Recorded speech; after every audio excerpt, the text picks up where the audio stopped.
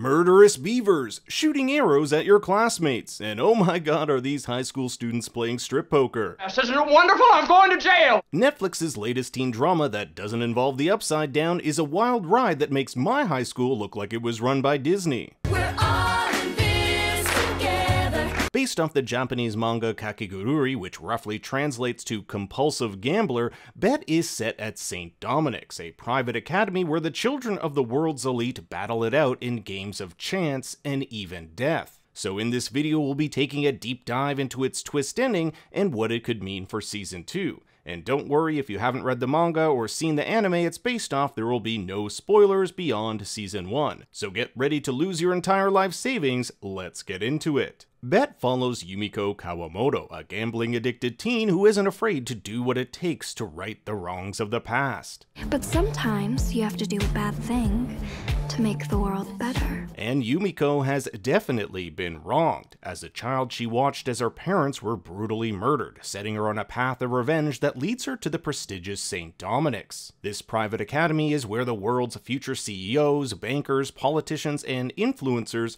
hone their skills. It's also where Yumiko will find her parents' murderer. Now, power at St. Dominic's is everything, and power is determined by wealth amassed through a series of high-stake games of chance, complete with their own leaderboard. At the beginning of the month, each student is given a stipend by their parents, allowing them to compete in these games, with the top 10 students becoming members of the student council. If you want to call the shots, control the games, and have an edge, you want to be in the top 10. But if you lose your money and fall into debt, you become a house pet, essentially a slave until you work your way up. The most powerful student at St. Dominic's is the student council president. This is Kira Timirov, the daughter of billionaire Arkady Timirov, who owns half the pipelines in Asia. At the end of each year, one member of the student council is chosen as a representative of the school board, and this is considered to be the most prestigious title of all, essentially allowing one of the students a seat at the big boys table. Now, Yumiko wants to get on this student council because How else will I bring this school to its knees? unlike the other students, Yumiko isn't here for money. I'm here for blood. You see, Yumiko's real last name isn't Kawamoto. For much of the season, she hides the fact that her parents also attended St. Dominic's, and not only that, they were founders of an elite gambling club called KAKEGURUI. In her investigation, she'll uncover that someone in this group was responsible for her parents' death, and all she really has to go on is a name, Rei. It isn't until episode 8 that Yumiko discovers one of her best friends, Michael, is the son of Rei, the murderer of her parents. But in an even greater twist, we find out all the other founding members of KAKEGURUI signed off on this hit. So even though Rei may have been the one to commit this murder, all of them were complicit in it. But why would these childhood besties turn on Yumiko's parents? This is where things get interesting. 15 years before the events of the show, Keiko and Joe, Yumiko's parents, invented a new form of currency that would take power away from banks and governments and put it into the hands of the people. This digital currency would be known as Bitcoin. Every member of KAKEGURUI invested in this, and their investment was going to pay off big time. But according to Rei, Keiko and Joe stole the invention and the money too, an estimated $30 billion.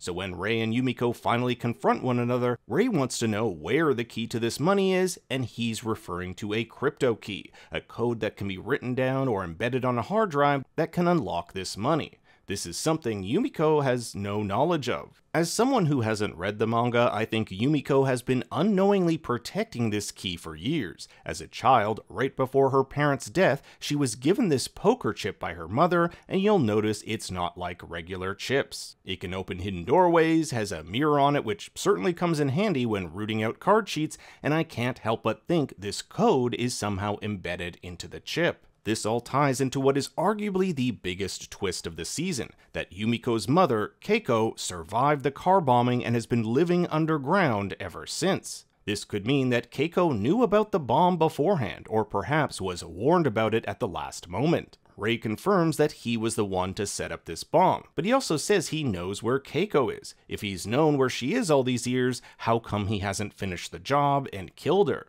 I think he may have been romantically involved with Yumiko's mother, or perhaps just had a crush on her, and at the last minute warned her not to get in that car. We know that Rei is kind of a player who slept with other members of the Kakegurui, regardless of whether or not they were in relationships. But maybe Keiko was different to him. She was the one he really loved. This is why he lets her live and lies to the other members of the Kakegurui that she was killed. This would also explain why Keiko hasn't tried to get in touch with Yumiko. She can't risk exposing herself and putting her daughter's life in danger. Yumiko ends up killing Rei with a poisoned swizzle stick before she can find the whereabouts of her mother, setting up an entire new trajectory for her going into Season 2.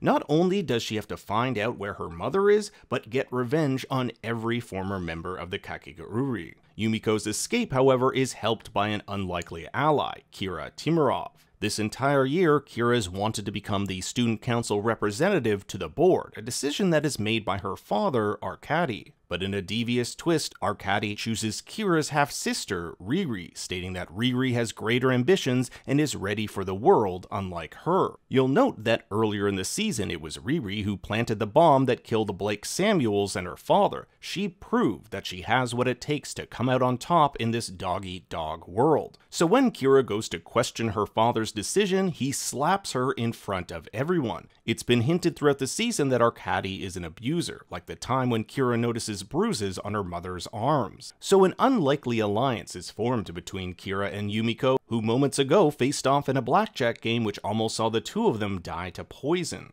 If Kira is willing to keep Yumiko's secret that she is the daughter of Keiko and Joe, Yumiko will help Kira take back control of the school and prove to her father he made the wrong decision. These two seemingly different enemies actually share something in common. Both live lives defined by their parents. Kira, whose life was laid out before she was even born, and Yumiko, whose path was set after her parents were murdered. This is perhaps why they're obsessed with gambling. While gambling is unpredictable, the choice to engage in it is not. It gives them a sense of control through chance, and the adrenaline rush from playing can mimic the sensation of breaking free from the control imposed on them. It's a way to experience risk on its own terms. The first order of business is to pin Rei's murder on Arkady. This is the only way we'll see Yumiko back at St. Dominic's next year.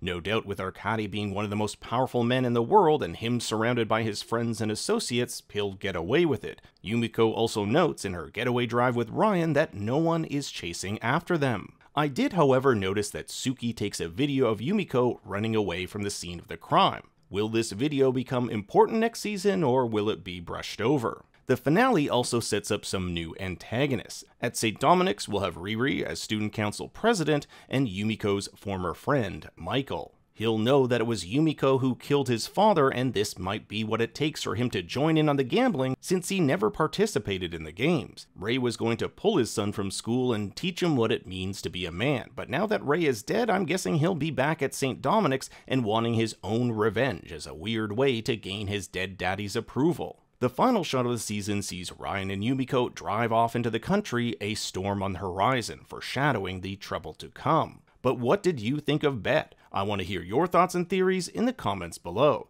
Thanks for watching, be sure to like and subscribe, and for more bad takes you can follow me on Twitter and Instagram at ThinkStoryYT. Until next time, remember, Daddy loves you very much.